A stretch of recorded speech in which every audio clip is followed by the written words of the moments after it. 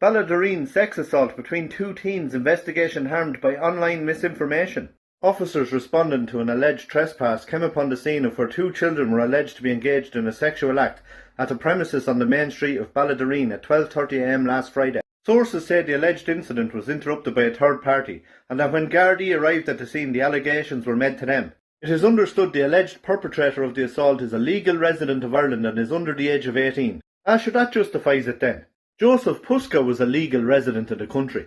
You know, when he brutally murdered Aisling Murphy by stabbing her 11 times in the neck.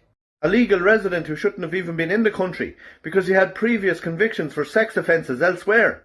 Sources say in particular allegations spread widely on social media of a gang rape have been harmful to the investigation and are completely false. When this misinformation was spreading like wildfire all day Saturday, why wasn't it addressed then by Gardaí, or even Sunday?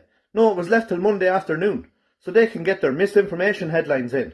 The incident also does not involve any asylum seeker or illegal immigrant, as has been suggested on social media by far-right agitators. I personally didn't see anybody calling them an asylum seeker or illegal immigrant.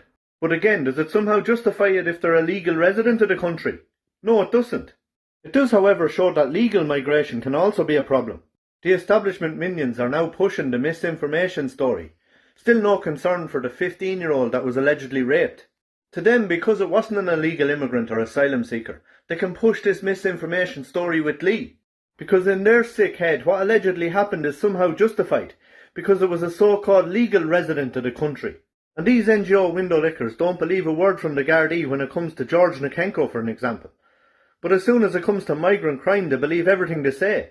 This Garda organisation who give us information and a huge lack of information at the same time are the same Garda organisation who beat innocent protesters in Coolock and Newtown Mount Kennedy. The same Garda organisation that ruined Garda Nick Keogh's life when he whistle blew about Gardaí and Athlone Garda Station dealing heroin. They accused Garda whistleblower Maurice McCabe of abusing his own children. Be under no illusion. The organisation of An Garda Síochána does not care about you and cannot be trusted.